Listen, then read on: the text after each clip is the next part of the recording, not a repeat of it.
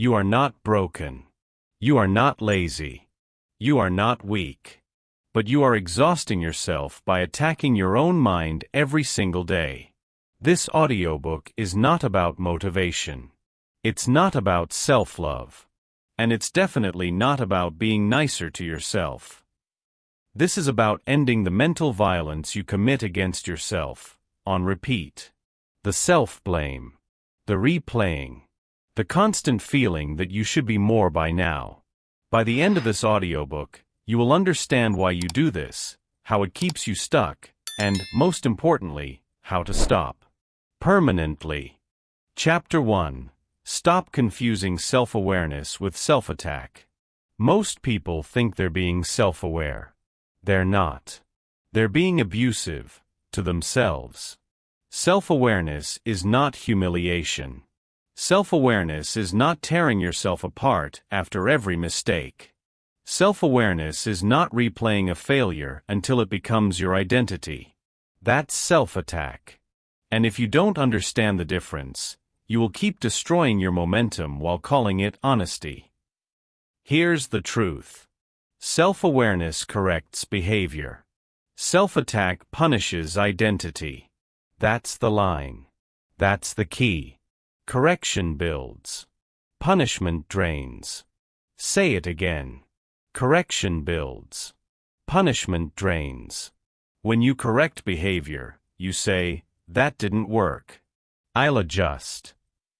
When you punish identity, you say, "This didn't work because I'm the problem." One creates movement. The other creates paralysis. And most people live in paralysis. You miss a deadline. You fail a test. You say the wrong thing. You hesitate when you should have acted. A self-aware person asks, "What specifically do I change next time?" A self-attacking person declares, "This is who I am. I always mess things up." That second sentence feels honest. It feels deep. It feels mature. It's none of those things. It's lazy thinking disguised as accountability. You have a choice. You can analyze actions. Or you can assassinate your character. One improves performance. The other guarantees stagnation. That's the difference no one teaches you. High performers understand this intuitively, until they don't. And when they don't, they quietly sabotage themselves. Here's how it happens. A high performer makes a mistake. Not a big one. Just enough to matter. Instead of correcting the system, they internalize the failure. They don't say, "My process needs work." They say, "I should be better than this by now." That sentence is poison. Because now the mistake isn't feedback. It's evidence. Evidence that they're slipping. Evidence that they're losing it. Evidence that maybe they were never that good to begin with. And momentum dies right there. Not because of the mistake, but because of the meaning attached to it. Correction builds. Punishment drains. High performers don't fail because they lack discipline. They fail because they overload themselves with unnecessary self-contempt. It's not about awareness. It's about precision. Self-awareness is specific. Self-attack is global. Self-awareness says, "This behavior cost me." Self-attack says, "I am the cost." And once you make yourself the problem, there's nothing left to fix, only something left to hate. That's why people stay stuck. They think they're holding themselves accountable. They're not. They're just beating themselves down and calling it standards. You don't grow by being harsher. You grow by being clearer. That's the key. Clarity beats cruelty every time. Here's a rule you need to adopt immediately. Never speak about yourself in ways that remove your ability to act. Read that again. If your internal dialogue reduces energy, focus, or execution, it's not truth. It's sabotage. You have a choice. After every failure, every misstep, Every moment of hesitation, you choose one of two paths. Path 1. You correct behavior. You extract the lesson. You move forward. Path 2. You attack identity. You spiral. You stall. And here's the brutal truth. Most people choose path 2 because it feels familiar. They've been trained to confuse shame with responsibility. They've been taught that if they don't feel bad enough, they're not taking it seriously. That's wrong. Feeling bad doesn't fix anything. Action does. Correction builds. Punishment drains. Let's get practical. The next time you mess up, and you will, you do not say, "I'm an idiot. I'm behind. I always do this." Those are identity statements. They kill momentum. Instead, you say, "That decision cost me time. That habit needs adjustment. That approach doesn't work under pressure." Notice the difference. No drama. No insult. No emotional bleeding. Just instruction. That's self-awareness. It's not soft. It's not gentle. It's effective. You don't need their permission to stop attacking yourself. You don't need a diagnosis. You don't need validation. You have a choice. Every time you catch yourself turning a mistake into a character flaw, interrupt it.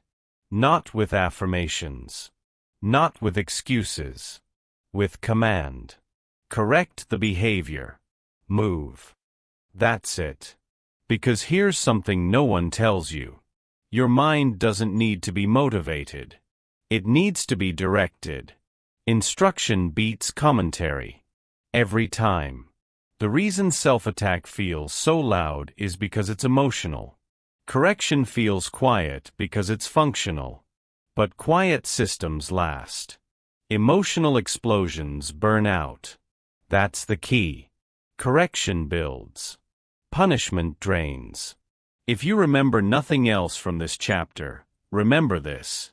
You are not required to punish yourself to improve. You are required to adjust. That's discipline. And discipline is calm. So the next time your inner voice starts swinging, calling you names, rewriting history, predicting failure, pause. Ask one question. Is this correcting behavior or punishing identity? If it's punishment, drop it immediately. It serves no purpose. If it's correction, apply it and move. That's how progress actually works. You don't rise by being cruel to yourself. You rise by being exact. You've now learned the first rule of mental strength. Never turn awareness into attack. You stopped the bleeding. Now it's time to deal with the voice itself. Chapter 2, Your inner voice is not you. That voice in your head feels personal. It feels intimate. It feels like you. It's not. That's the first illusion you need to break. Just because a thought uses your voice does not mean it speaks the truth. Just because it's loud does not mean it's right. Just because it's familiar does not mean it's you. A voice can exist without being obeyed. That's the key. Most people don't suffer because they lack confidence. They suffer because they confuse conditioning with identity. They hear a sentence in their head and assume it's a verdict. I'm not good enough. I always mess this up. I should be further by now. Those sentences feel automatic. They feel undeniable. But automatic doesn't mean accurate. It means practiced. You didn't create that voice. You inherited it. From authority. From repetition. From comparison. And if you don't understand where it came from, you'll keep obeying it like law. You have a choice. Let's start with childhood. When you were young, your brain wasn't built to question authority. It was built to absorb it. So when a parent, teacher, or adult corrected you harshly, your mind didn't register feedback. It registered identity. You're careless. You're lazy. You're difficult. Those weren't instructions. They were labels. And labels stick. Over time, those external voices didn't disappear. They moved inside. Now, years later, you think you're talking to yourself. You're not. You're replaying old recordings. A voice can exist without being obeyed. Say it again. A voice can exist without being obeyed. The second source is failure loops. Here's how that works. You try something. You fail. It hurts. Your brain doesn't like pain, so it looks for meaning. Instead of saying, that strategy failed, it says, I failed.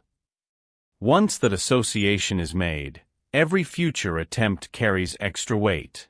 Not just the risk of failure, but the risk of confirming the story. So the voice gets louder. Don't try. You'll prove it again. Why bother? You know how this ends. People like you don't win. That voice feels protective. It's not. It's keeping you small to avoid short-term pain, at the cost of long-term growth. You have a choice. You can let past failures narrate your future, or you can downgrade them to data. That's the key. The third source is comparison. Comparison is the most aggressive programmer of the inner voice. You scroll. You watch. You measure. And without realizing it, you internalize standards you never chose. Someone else's speed becomes your deadline.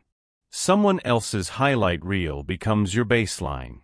So the voice says, look how far behind you are. They figured it out. Why haven't you? You're late. You're slow. You're missing something. That voice is not insight. It's exposure overload. Your brain was never designed to compare itself to thousands of people simultaneously. So it defaults to one conclusion. Something is wrong with me. That conclusion feels logical. It's not. It's distorted input producing distorted output. A voice can exist without being obeyed.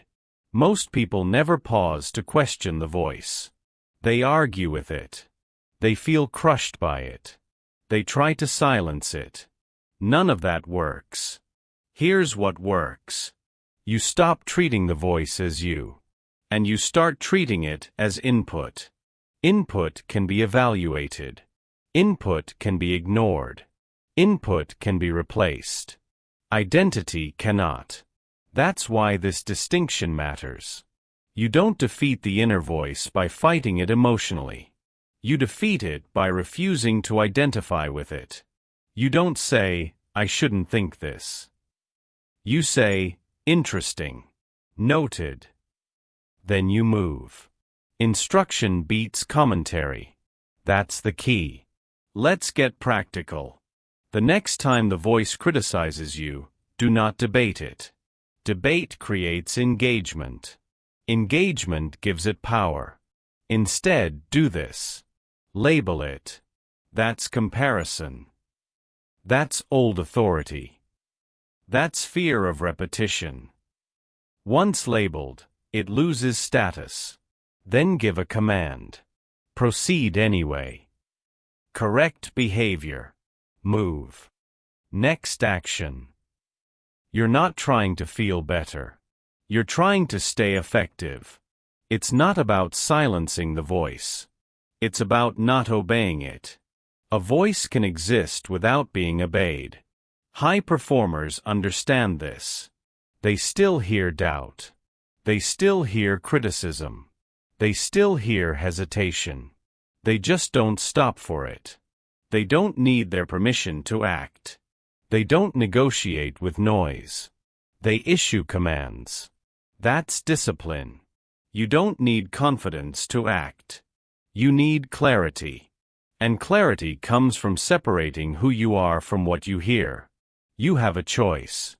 Every time the voice speaks, you choose its role. Narrator, or background noise? Advisor or interference? Most people hand it the steering wheel by default. Stop doing that. The voice is not your leader. It's not your judge. It's not your truth. It's a conditioned response. And conditioned responses can be overridden. Here's a rule to live by. Never let a thought that weakens action make a decision. Read that again. If the voice reduces movement, execution, or courage, it does not get a vote. That's not denial. That's leadership. You lead your mind, or it leads you. That's the real power shift. A voice can exist without being obeyed. You don't need to eliminate it. You need to demote it. From authority to noise. From truth to suggestion. From command to commentary. And commentary doesn't control behavior. Commands do. So from this point forward, you stop asking the voice how you feel. You stop asking it if you're ready. You stop asking it if you're good enough. You decide. Then you move. That's the discipline. You've now broken the illusion that the voice is you. Good. Because the next trap is even more dangerous. The belief that pain makes you productive. It doesn't. And it's time you understand why. You separated from the voice. Now let's dismantle the lie that shame fuels growth. Chapter 3: Why Shame Feels Productive, but Isn't. Shame feels like movement. It feels like urgency. It feels like you're finally taking things seriously. That's the trap. Shame creates pressure. Pressure creates motion. But motion is not progress. Pressure moves fast. Stability goes far. That's the key. Most people confuse intensity with effectiveness. They think if it hurts, it must be working. They think if they feel bad enough, they'll finally change. They won't. Shame does one thing very well. It spikes short-term action. It does one thing terribly. It destroys consistency. You've seen this pattern. You mess up. You feel ashamed. You promise yourself you'll never let it happen again. So you push hard. You wake up earlier. You work longer. You go all in. For a while. Then something breaks. Energy drops.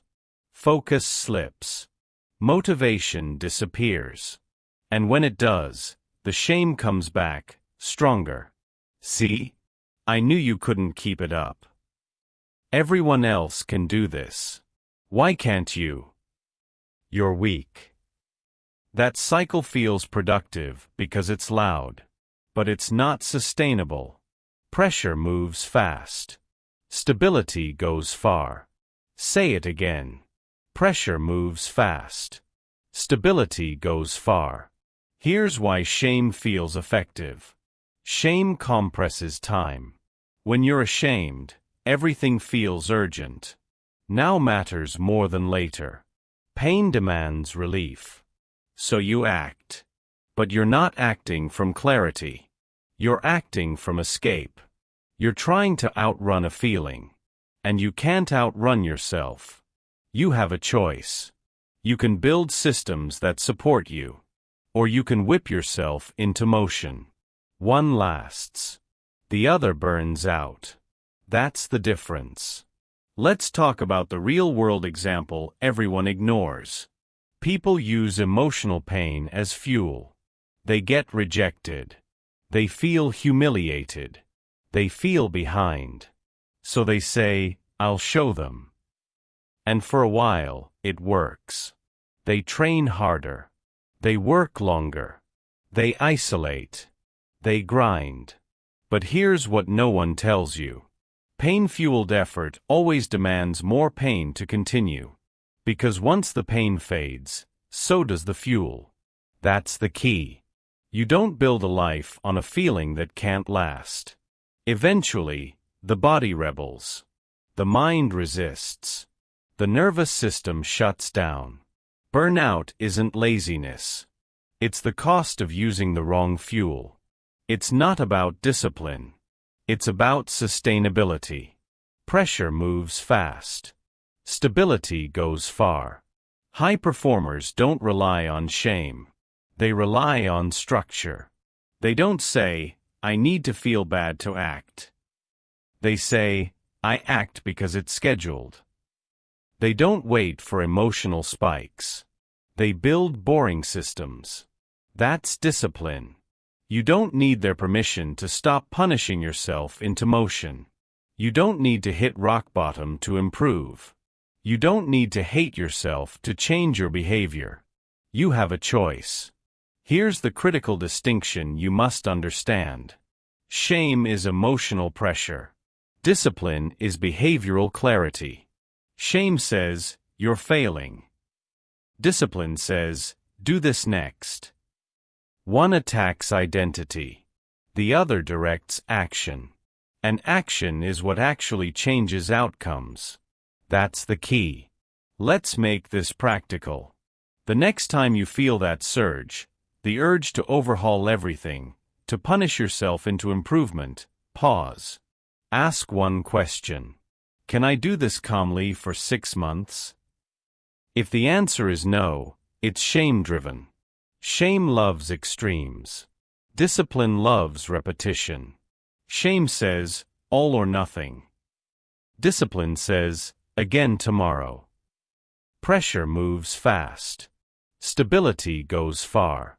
If your plan requires emotional pain to start and emotional pain to sustain, it will collapse. Every time. That's not a mindset problem. That's a design flaw. Here's a rule you need to adopt. If a behavior requires self-hate to maintain, it's not a solution. Read that again. Consistency comes from neutrality, not intensity. When you remove shame, something interesting happens. Progress slows down. And that scares people.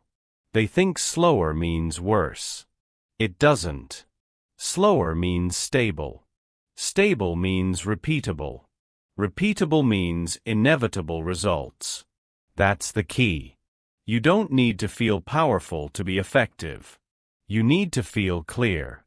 Clear about what you do today. Clear about what you do tomorrow. Clear about what you stop doing. It's not about motivation. It's about structure. It's not about how badly you want it. It's about what you do when you don't feel like it. And shame can't help you there. Because shame is emotional. And emotions fluctuate. Discipline doesn't. You have a choice. The next time you mess up, you can respond with shame or with structure. Shame says, "I'm disappointed in myself." Structure says, "Here's the adjustment." Shame says, "I have to fix everything now." Structure says, "I'll do the next right action." One exhausts you. The other carries you. Pressure moves fast. Stability goes far. If you've been using shame as fuel, understand this. You're not broken. You're just tired. Tired of emotional extremes. Tired of restarting. Tired of burning hot and crashing harder. There's another way. It's quieter. It's less dramatic. And it works. You replace emotional pressure with operational rules. Rules like, I act even when I feel neutral. I don't negotiate with moods. I do the minimum required to stay consistent. That's discipline. And discipline doesn't require pain. It requires decision. You don't need to suffer to grow. You need to persist. And persistence only comes from stability. Pressure moves fast. Stability goes far. You've now dismantled the myth that shame makes you productive. Good. Because there's another trap waiting. One that keeps you stuck in the past while pretending you're learning from it. You've stopped attacking yourself. You've stopped obeying the voice. You've stopped using pain as fuel. Now it's time to confront the addiction that keeps pulling you backward. Chapter 4: The Addiction to Regret. Regret feels responsible. It feels mature. It feels like accountability. It isn't. Regret is control masquerading as discipline. That's the key. Most people don't revisit the past to learn. They revisit it to punish themselves. They replay conversations. They replay decisions. They replay moments they can't change. And they call it reflection. It's not reflection. It's rumination. And rumination doesn't build character. It drains it. Reflection without action is self-harm. Say it again.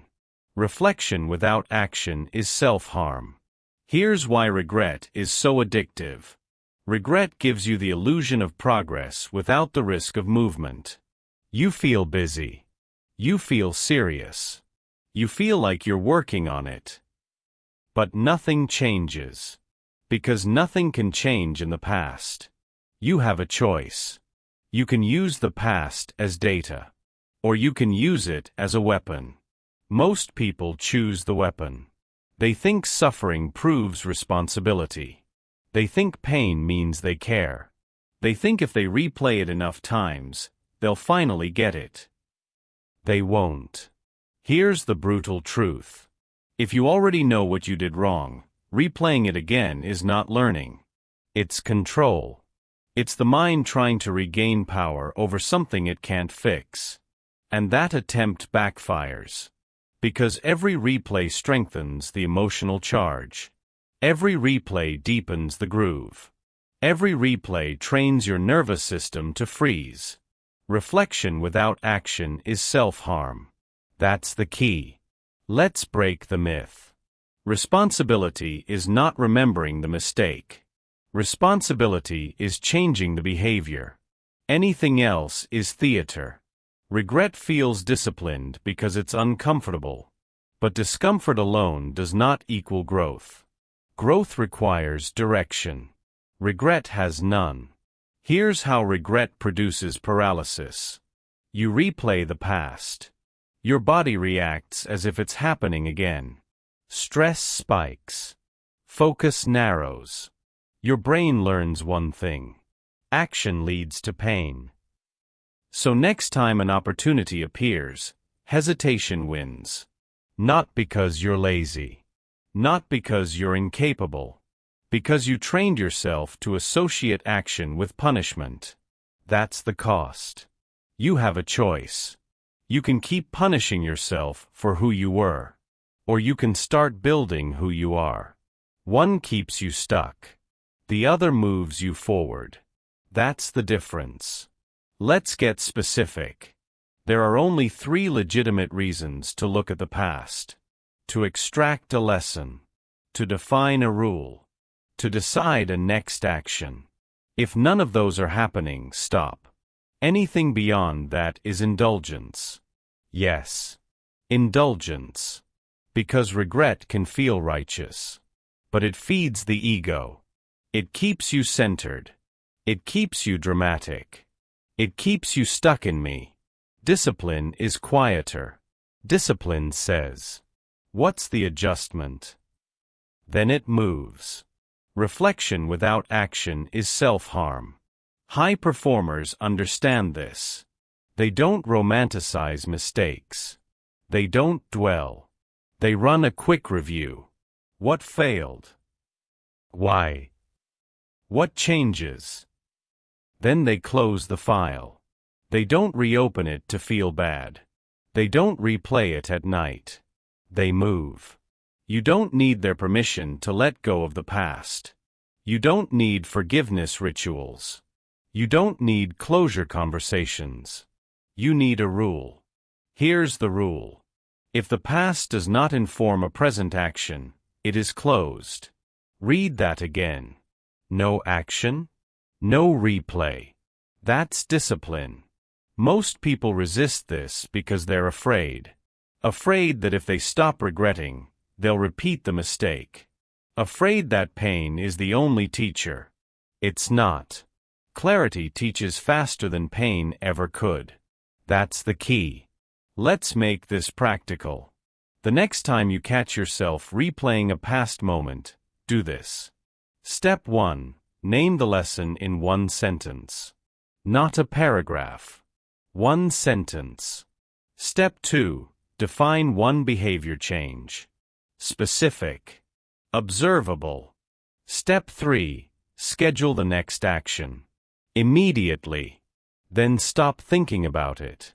If you can't complete all 3 steps, you're not reflecting. You're ruminating. And rumination is self-harm. Reflection without action is self-harm. Say it again. Reflection without action is self-harm. You have a choice. You can live facing backward, managing ghosts. Or you can live facing forward, building systems. One drains energy. The other creates momentum. And momentum is everything. Here's another hard truth. Regret often hides fear. Fear of trying again. Fear of choosing differently. Fear of committing and failing once more. So the mind keeps you in the past because the past can't reject you. But safety is not growth. And discipline is not comfort. Discipline is direction. It's not about how much you regret. It's about what you do next. That's the key. You don't grow by remembering better. You grow by acting cleaner. Cleaner decisions. Cleaner rules. Cleaner execution. The past doesn't need your loyalty. The future does. You don't owe yesterday another thought. You owe today a decision. So from this point forward, you enforce a boundary. No replay without action. No memory without movement. No reflection without direction. If the mind drifts backward, you redirect it forward. Lesson learned. Action scheduled. Then you move. That's discipline.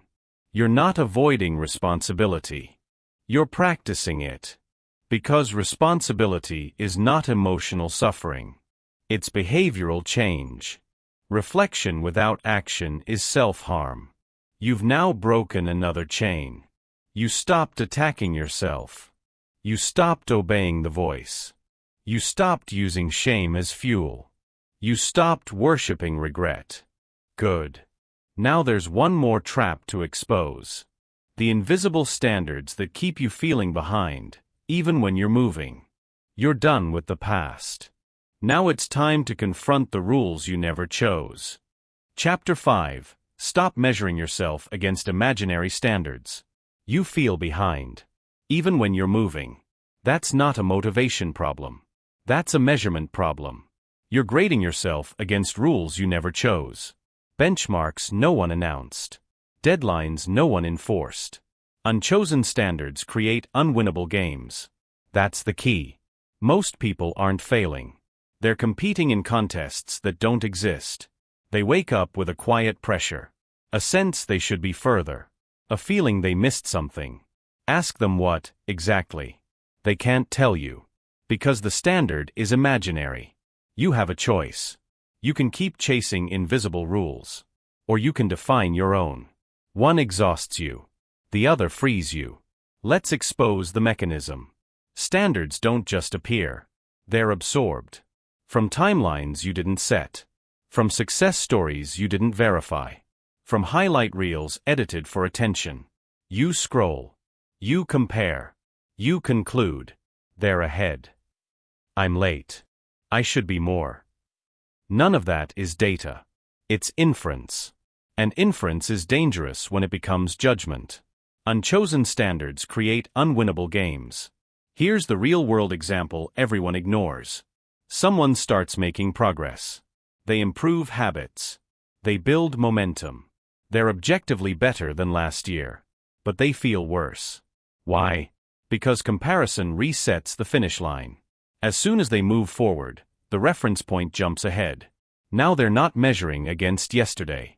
They're measuring against someone else's today. Different resources. Different constraints. Different paths. Same self-criticism. That's how dissatisfaction is manufactured. Progress becomes invisible when comparison controls the scoreboard. That's the key. Social comparison doesn't motivate long-term. It destabilizes. It trains your brain to overlook gains and magnify gaps. So no matter how much you do, it's never enough. No matter how far you come, you're still behind. Unchosen standards create unwinnable games. You don't need their permission to stop playing. Let's get precise. There are two types of standards: chosen standards and absorbed standards. Chosen standards are intentional. They're aligned with your values, resources, and timeline. Absorbed standards are accidental. They come from exposure, not decision. Most people live under absorbed standards and wonder why they feel trapped. You have a choice. You can continue absorbing, or you can start choosing. That's the shift. Here's a test. If you can't clearly state who set the standard and why it matters to you, it's not yours. Read that again. If you can't name it, own it, and defend it, it's imaginary. And imaginary standards punish real effort. Unchosen standards create unwinnable games. Let's talk about the cost. Imaginary standards create chronic pressure. Chronic pressure creates constant self-attack. Constant self-attack kills consistency. You end up rushing when you should be steady, overreaching when you should be building, quitting when you should be repeating. Not because you're weak, because the game is rigged. That's the key. Here's what discipline looks like instead. Discipline chooses metrics before emotions. Discipline defines enough in advance. Discipline measures behavior, not identity. It's not about how you feel today. It's about what you committed to do. It's not about being impressive. It's about being repeatable. Unchosen standards create unwinnable games. Let's make this practical. You need 3 things. Nothing more. 1 timeline. 1 metric. 1 rule. Timeline. How long are you giving this process before judging results? Metric. What specific behavior indicates progress? Rule. What do you do when comparison shows up? Example. Timeline. 12 weeks. No exceptions. Metric. 4 focused sessions per week. Rule. If I compare, I return to the metric. That's discipline. Notice what's missing. No emotional evaluation. No social ranking. No vague pressure. Just execution. You have a choice. You can let other people's outcomes define your urgency, or you can let your own process define your pace. One leads to burnout. The other leads to mastery. That's the difference. Here's another hard truth. Imaginary standards keep you busy but directionless. You're always adjusting, always questioning, always second-guessing, because the target keeps moving. Chosen standards do the opposite. They simplify.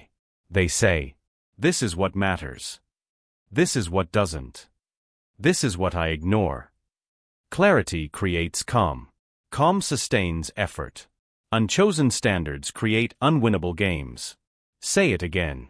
Unchosen standards create unwinnable games. You don't need to lower standards. You need to select them.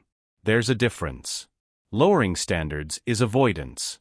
Selecting standards is leadership. Leadership over your attention. Leadership over your energy. Leadership over your time.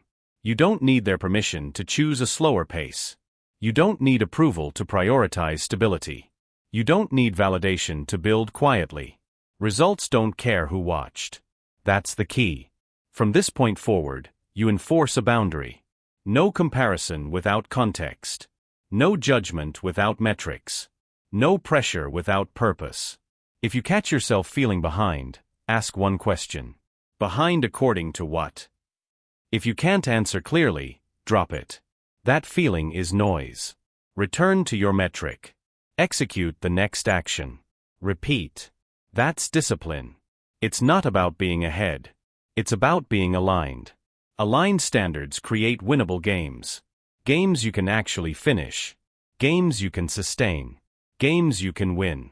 You've dismantled another illusion. You stopped attacking yourself. You stopped obeying the voice. You stopped using shame as fuel. You stopped living in regret. You stopped chasing imaginary standards. Good.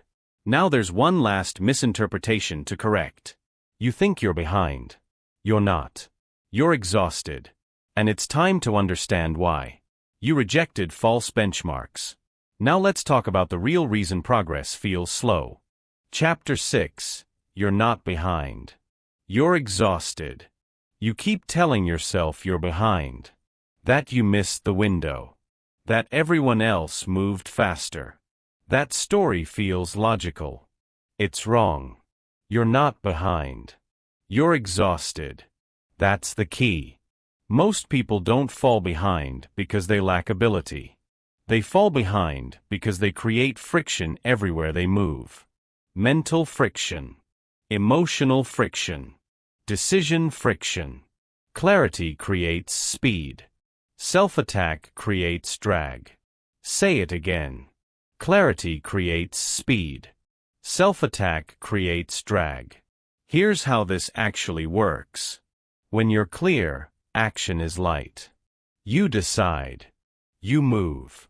You repeat. When you're attacking yourself, everything gets heavy. Every decision needs justification. Every action needs permission. Every mistake needs a trial. So progress slows. Not because you can't do the work. Because you're carrying unnecessary weight. You have a choice. You can keep interpreting fatigue as failure. Or you can recognize it as overload. One leads to more pressure. The other leads to recovery and momentum. That's the difference. Let's break the illusion of being behind. Behind according to what? A timeline you didn't design. A pace you didn't choose. A comparison you didn't consent to. And then you add self-attack on top of that. You rush. You overthink. You push harder. Which creates more exhaustion. Which confirms the story. I really am behind. No. You're burning energy fighting yourself. Clarity creates speed. Self-attack creates drag. Here's what mental friction looks like. You start a task. Then you question if it's the right task. Then you worry if it's enough. Then you think about how late you are. Then you lose focus. That's not laziness. That's cognitive overload. Your brain is juggling too many narratives at once. So execution slows. High performers don't move faster because they're smarter. They move faster because they remove friction. They simplify. They don't argue with themselves mid-action. They don't audit their worth while working. They don't reevaluate the plan every 10 minutes. They decide once. Then they execute. That's discipline. You don't need their permission to slow down mentally. You don't need approval to simplify. You don't need validation to stop pushing against yourself. You have a choice. Let's get practical. If you feel behind, ask this question. What am I carrying that I don't need? Not tasks. Judgments. Judgments like, I should be further. I shouldn't struggle this much. This should be easier by now. Those thoughts don't motivate. They drain. Clarity creates speed. Self-attack creates drag. Every self-attack adds weight to the task. Imagine running with a backpack full of stones. Then blaming yourself for being slow. That's what you're doing mentally. Here's another truth. Exhaustion distorts perception. When you're tired, everything feels urgent and late. Every delay feels catastrophic. Every obstacle feels permanent. So you conclude you're behind. But exhaustion lies. It makes you underestimate progress and overestimate distance. That's the key. You don't fix exhaustion by pushing harder. You fix it by removing friction. Friction like overcommitting, constant self-evaluation, emotional multitasking, Trying to prove something while building. It's not about effort. It's about efficiency. It's not about speed. It's about flow.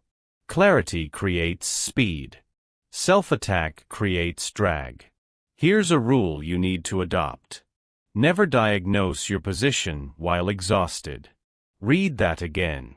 When you're tired, your perspective is unreliable. So stop making life judgments from a depleted state. Rest first. Simplify first. Then assess. You have a choice. You can treat exhaustion as evidence of failure.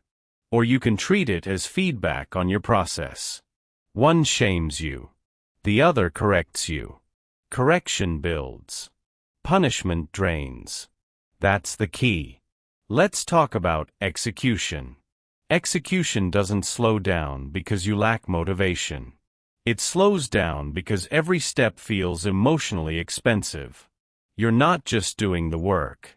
You're narrating it, judging it, comparing it. So one task becomes 10 mental tasks. That's drag. High performers strip tasks down to actions. No meaning. No identity. No story. Just do this. Then this. Then stop. They don't ask how it reflects on them. They don't ask if it's impressive. They execute. That's discipline. It's not about how fast you go. It's about how little resistance you create. Clarity creates speed. Self-attack creates drag. If you want to feel caught up, do this. Reduce. Reduce decisions. Reduce expectations. Reduce commentary. Choose one priority. One metric. One next action. Then stop thinking and start moving. Not harder. Cleaner. You don't need their permission to move at a human pace. You don't need approval to recover your energy. You don't need to justify simplicity. Progress isn't loud. It's consistent. And consistency requires energy. Here's the final shift. Stop saying, "I'm behind." Start asking, "What's slowing me down?" Behind is a judgment. Slow is a diagnosis. Judgments create pressure. Diagnoses create solutions. That's the key. You're not late. You're overloaded. You're not failing. You're fatigued. And fatigue is solvable. You simplify. You clarify. You remove self-attack. Then speed returns naturally. Clarity creates speed. Self-attack creates drag. You've reframed the problem. Good. Because now that you understand exhaustion, it's time to talk about something most people get wrong next. They think discipline requires self-hate. It doesn't. And if you don't correct that belief, you'll rebuild the same exhaustion in a new form. You removed friction. Now let's build discipline that doesn't destroy you. Chapter 7: Discipline without self-hate. Most people think discipline is aggression, force, pressure, self-criticism. That belief is why they quit. Real discipline is calm, boring, repeatable. Consistency doesn't require cruelty. That's the key. You've been taught that if you're not harsh with yourself, you'll slack off. That if you're not emotionally intense, you won't move. That pain is the price of progress. It's not. Pain creates spikes. Discipline creates lines. And lines beat spikes every time. You have a choice. You can keep using emotional intensity to push yourself. Or you can build routines that carry you when emotion disappears. One burns out. The other compounds. That's the difference. Let's expose the lie. Self-hate feels like discipline because it creates urgency. Urgency feels productive. But urgency is unstable. It depends on mood, energy, emotion. And emotions fluctuate. So when motivation drops, the system collapses. Consistency doesn't require cruelty. Say it again. Consistency doesn't require cruelty. Real discipline doesn't shout. It doesn't insult. It doesn't threaten. It schedules. It repeats. It shows up. High performers don't rely on feeling driven. They rely on structure. They don't ask, "Do I feel like it?" They ask, "What's scheduled?" That's discipline. Here's the real-world example everyone overlooks. Look at anyone who's sustained results for years. Not weeks. Years. Athletes. Writers. Builders. Operators. They're not emotionally intense all the time. They're not constantly motivated. They're consistent. They do the same things on boring days. On tired days. On uninspired days. And that's why they win. Emotional intensity spikes performance short-term. Stable routines outperform it long-term. That's the key. Let's talk about cruelty. Cruelty shows up as harsh self-talk, unrealistic expectations, punishing schedules, zero-margin standards. Cruelty feels strong, but it's fragile. One missed day and the whole system collapses. Because it was built on pressure, not structure. Consistency doesn't require cruelty. Discipline doesn't say do more. It says, do it again. Again tomorrow. Again next week. Again when it's boring. You have a choice. You can design a system that requires you to be a hero every day. Or a system that works when you're average. One fails under stress. The other survives it. That's discipline. Let's make this practical. If your routine requires motivation, it's not discipline. If it requires punishment, it's not sustainable. Here's what real discipline looks like. Clear minimums. Predictable timing. Low emotional cost. Minimums matter. You don't aim for perfect. You aim for repeatable. Instead of saying, "I'll train hard," you say, "I'll train for 30 minutes." Instead of saying, "I'll focus all day," you say, "I'll do one focus block." That's not lowering standards. That's choosing durability. Consistency doesn't require cruelty. Timing matters. Same time. Same place. Same trigger. When discipline is predictable, resistance drops. You don't debate. You don't negotiate. You execute. That's the key. Emotional cost matters. If a habit drains you emotionally, it won't last. Discipline should feel neutral. Almost boring. That's how you know it's working. You don't need their permission to make discipline easier. You don't need approval to remove punishment. You don't need validation to stop hating yourself into action. You have a choice. Here's a rule to adopt immediately. If a system only works when you're motivated, it doesn't work. Read that again. Discipline works when motivation is absent. That's the whole point. Self-hate creates compliance for a moment. Discipline creates reliability over time. Pressure moves fast. Stability goes far. And stability comes from kindness, not softness, but neutrality. Neutrality says, "This is the task. This is the time. Do it." No drama. No judgment. No story. Just execution. That's discipline. Let's address the fear. People worry that without self-criticism, they'll lose edge. They won't push. They'll settle. That fear is unfounded. Structure creates pressure automatically. When something is scheduled, not doing it creates friction. When a minimum is defined, skipping it becomes obvious. You don't need cruelty to enforce rules. Rules enforce themselves. Consistency doesn't require cruelty. You don't grow by being harder on yourself.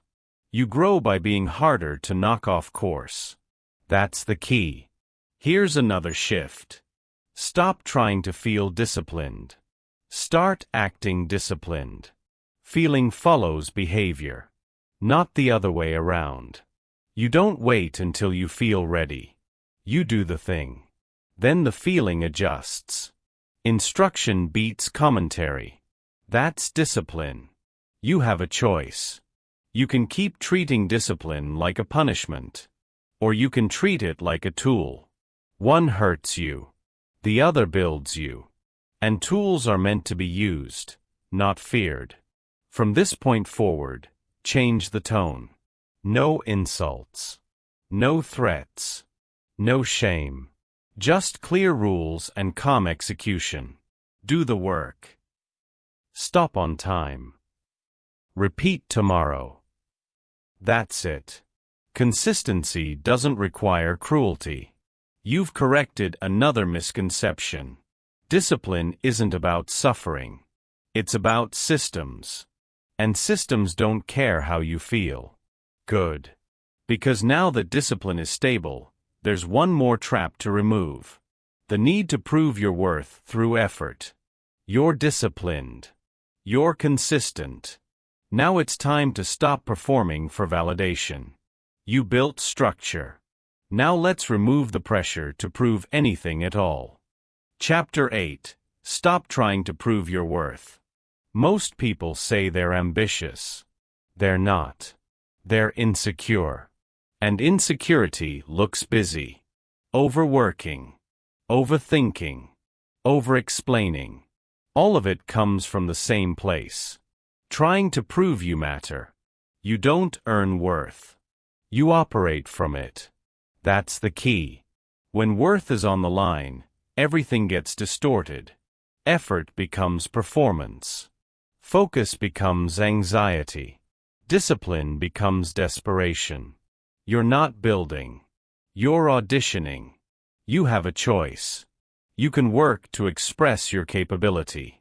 Or you can work to defend your value. One sharpens performance. The other drains it. That's the difference. Let's break the illusion. Ambition is directional. Insecurity is compensatory. Ambition says, "This matters. I'll do the work." Insecurity says, "If I don't do more, I won't be enough." Same behavior. Different engine. And engines determine outcomes. You don't earn worth. You operate from it. Overworking is the first signal. You stay late when the work is done. You add more when enough would suffice. You push past diminishing returns. Not because the task demands it. Because your identity does. You're trying to outwork doubt. You can't. Doubt doesn't disappear with effort. It demands more. That's the trap. Overthinking is next. You replay conversations. You pre-write explanations. You simulate outcomes. Not to improve decisions. To avoid judgment. You're trying to control perception. That's not strategy. That's fear. Over-explaining follows. You justify choices no one questioned. You add context no one asked for. You talk past clarity. Why? Because silence feels risky when worth feels unstable.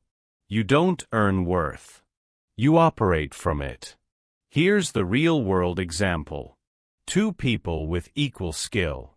One works from worth. One works to earn it. The first is concise, decisive, calm. The second is frantic, verbose, reactive. Same talent, different results. Because performance improves when worth is removed from the equation. That's the key. When you stop trying to prove yourself, energy returns. Focus sharpens. Decisions simplify. You stop doing extra and start doing exact. Exact beats excessive every time. You have a choice. You can keep making effort your identity. Or you can make outcomes your metric. One exhausts you. The other frees you. Let's talk about why proving worth kills performance. When worth is uncertain, every task becomes a referendum. Every mistake feels personal. Every delay feels dangerous. So you rush. You clutter. You force. Quality drops. Not because you don't care. Because you care about the wrong thing. It's not about how much you do. It's about what you do when nothing is at stake. That's discipline. You don't need their permission to stop proving yourself. You don't need approval to do less but better.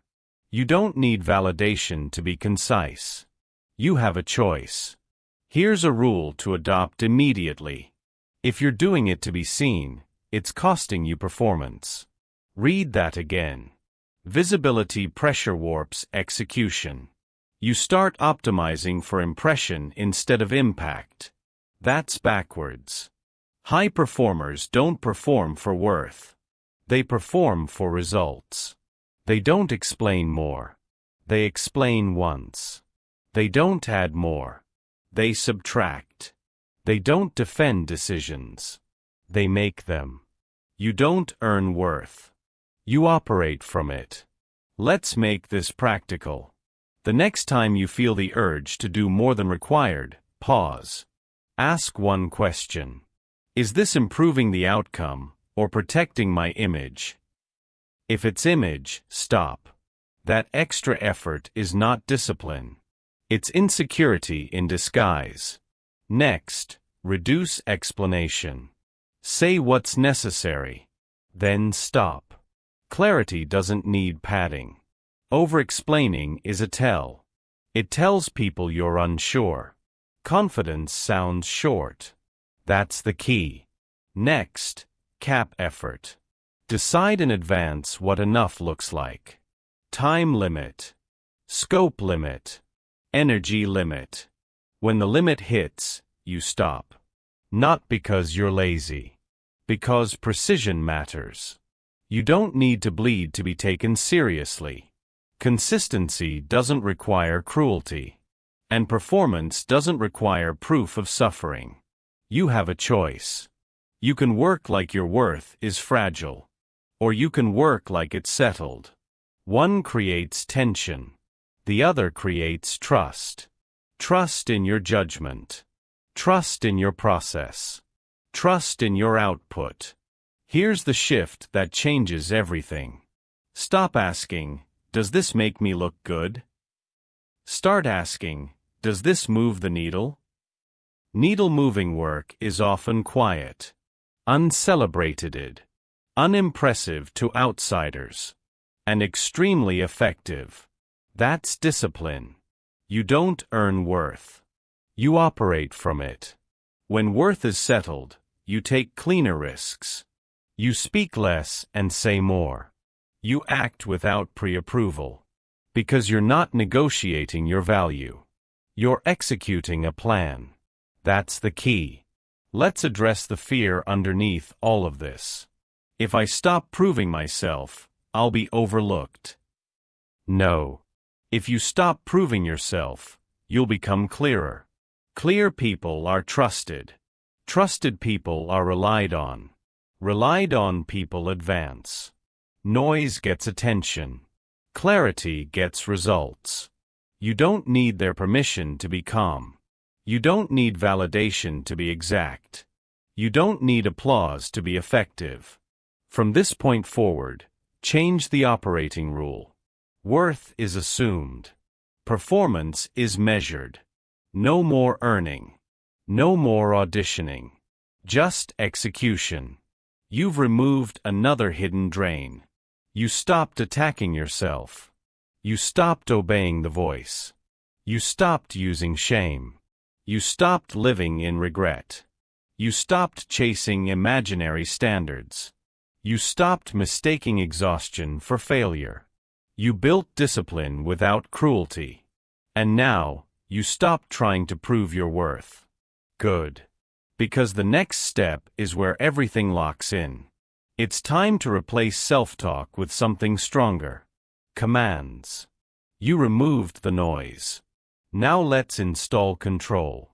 Chapter 9. Replace self-talk with self-command. Most people narrate their lives. They comment. They react. They explain. That's why they stall. Narration consumes energy. Instruction creates action. Instruction beats commentary. That's the key. Self-talk feels productive because it sounds thoughtful.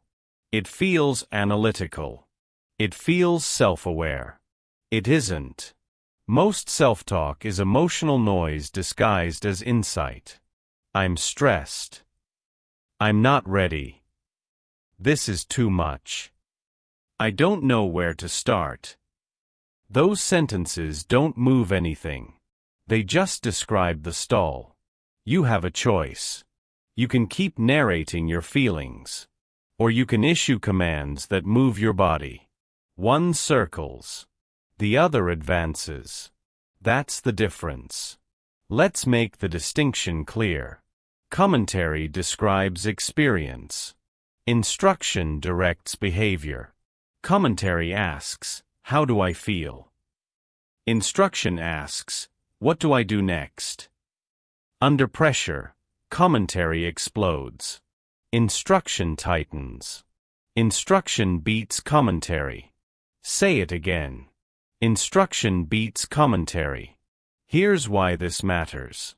Your nervous system does not respond to explanations. It responds to directives. When you're overwhelmed and you narrate, I'm overwhelmed. I can't focus. I'm anxious. You amplify the state. When you instruct, sit down. Open the document. Work for 10 minutes. The system stabilizes. That's the key. Elite performers understand this. Watch leaders under pressure. Watch athletes in competition. Watch surgeons in crisis. They don't monologue. They command. Short phrases. Clear directives.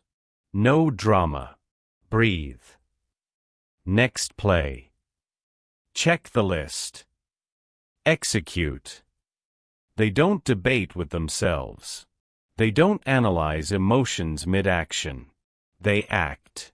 Instruction beats commentary. Here's the real-world example. An athlete misses a shot. The commentator says, I can't believe I missed that. I'm off today. I need to make the next one. The commander says, reset. Focus. Next rep. Same situation. Different outcome. The first spirals. The second stabilizes. Because commentary feeds emotion. Instruction feeds execution. You have a choice. You can let emotions run the microphone. Or you can take control of the channel. One drains you. The other directs you. That's the difference. Let's talk about pressure. Pressure does not require motivation. It requires order. When pressure hits, the brain wants to explain, to justify, to predict. That's commentary. And commentary slows response time. Instruction compresses time. It removes options. It narrows focus. It creates momentum. That's why it works. Instruction beats commentary. Now let's get practical. From this point forward, you adopt a rule. No emotional narration during execution. Read that again. If you're in the middle of doing something, you do not comment on how it feels.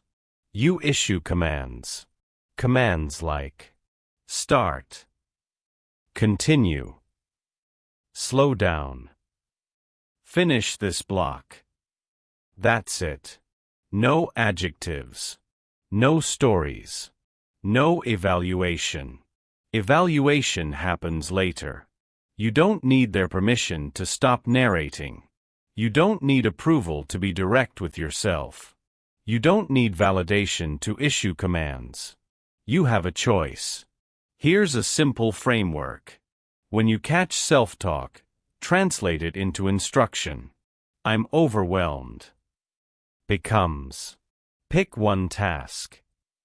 I don't feel motivated. Becomes. Begin anyway. I'm distracted. Becomes. Close the tab. I'm nervous. Becomes. Breathe. Proceed. This is not denial. This is leadership. You're not suppressing feelings. You're sequencing them. Feelings after action. Not before. Instruction beats commentary. High performers don't feel better before they act. They act, then the feeling adjusts. That's the key. Let's address a misconception. People think instruction is harsh, cold, mechanical. It's not. It's respectful. It respects your time. It respects your energy. It respects your capacity to move. Commentary is indulgent. It lets emotion sprawl. Instruction is disciplined. It creates order. You have a choice. You can indulge the narrative, or you can install control. Control is not force. It's clarity. And clarity creates speed. Here's another rule. If a thought doesn't produce a behavior, it's noise. Read that again.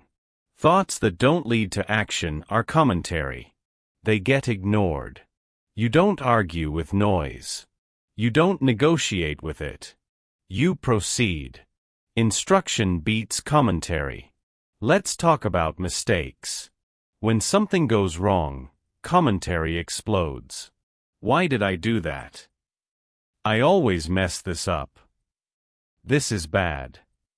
That's useless. Instruction sounds like this. Stop. Correct. Continue. No insult. No delay. Correction builds. Punishment drains. That's the key. Leaders don't motivate themselves with speeches mid-crisis. They issue orders. Short. Specific. Immediate. You lead yourself the same way. You don't need their permission to take command of your own mind. You don't need external authority to give internal orders. You already have the authority.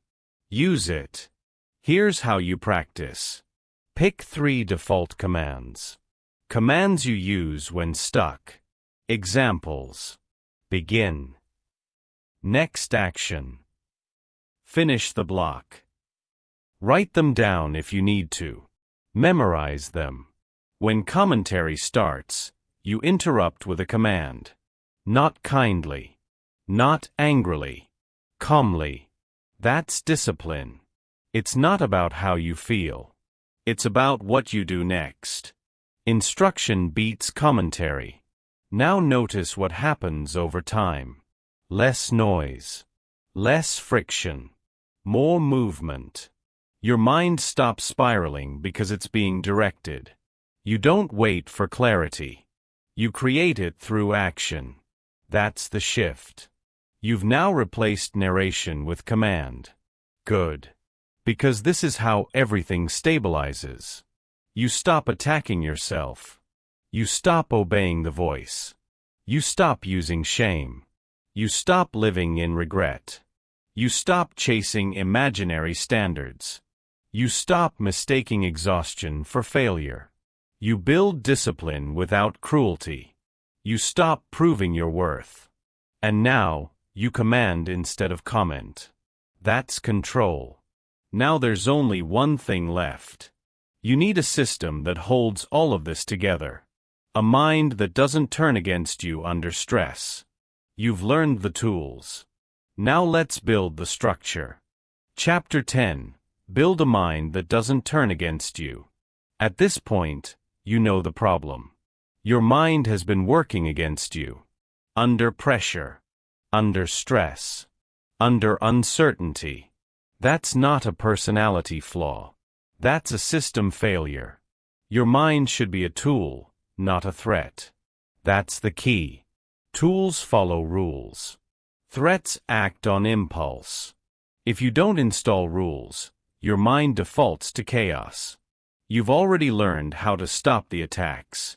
Now you build the structure that prevents them. You have a choice. You can keep reacting to mental spirals after they start, or you can prevent them before they form. One is exhausting. The other is disciplined. That's the difference. Let's be clear. Mental strength is not willpower. It's architecture. You don't rise to the level of motivation. You fall to the level of your systems. So in this chapter, you design a personal operating system. Not motivation. Not affirmations. Rules. Rules for stress. Rules for mistakes. Rules for uncertainty.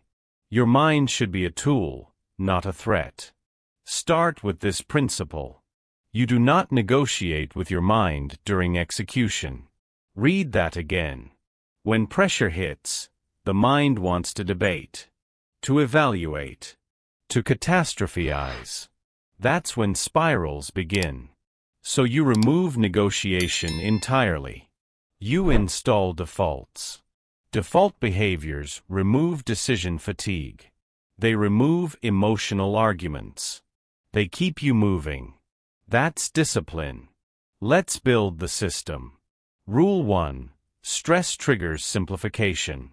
When stress rises, complexity drops. You do not add tasks. You remove them. You narrow focus to one action, one task, one block, one step. Stress does not mean do more. It means do less clearly. Clarity creates speed. Self-attack creates drag. That's the key. When stressed, your only question is, what is the next executable action? Not the best action. Not the perfect action. The next one. You have a choice. Spiral into analysis. Or move with clarity. Choose clarity. Your mind should be a tool, not a threat. Rule 2. Mistakes trigger correction, not commentary. When you mess up, the system activates. No insults. No replay. No identity talk. Just correction. What failed? What changes? What's next? Then you move. Reflection without action is self-harm. That rule stays. Mistakes are data. Nothing more. The moment you narrate, you invite the spiral. Instruction beats commentary. That's the key. Rule 3. Uncertainty triggers structure. When the future feels unclear, most people freeze. They wait. They overthink. They seek reassurance. That's weakness disguised as patience. Your system does the opposite. When uncertain, you lean harder on routine. Same wake time. Same work block. Same minimums. Structure stabilizes when clarity disappears. You don't need to know where everything is going. You need to know what you're doing today. That's discipline. You don't need their permission to act without certainty. You don't need guarantees to move forward. Your mind should be a tool, not a threat. Rule 4. Fatigue triggers protection, not judgment. When energy drops, you do not diagnose your life. No conclusions. No labels. You protect capacity. Shorter sessions. Lower intensity. Same consistency. Fatigue is a signal to adjust output, not identity. You are not behind. You are managing load. That's the key. Rule 5. Comparison triggers return to metrics. The moment you compare, you disengage. You return to your chosen standards. Your timeline. Your metric. Your rules. Unchosen standards create unwinnable games. So you don't play them. You measure behavior, not position. You have a choice. Compete with ghosts. Or execute your plan. Choose execution. Your mind should be a tool, not a threat. Now let's talk about enforcement. Rules only work if they're automatic. So you practice them when things are calm. You rehearse responses. Stress hits. Simplify. Mistake happens. Correct and move. Uncertainty appears. Follow routine. Fatigue shows up. Protect capacity. Comparison arises. Return to metrics. No debate. That's how operating systems work. They don't ask how you feel. They run the process. That's discipline. It's not about toughness. It's about reliability. You're no longer reacting emotionally. You're responding structurally. That's the shift. Your mind stops turning against you because it's being led. You have a choice. You can keep treating thoughts as commands. Or you can treat them as signals. Signals get interpreted. Commands get obeyed. From now on, thoughts are signals. Actions are commands. Instruction beats commentary. Your mind should be a tool, not a threat. Here's the final rule that holds everything together.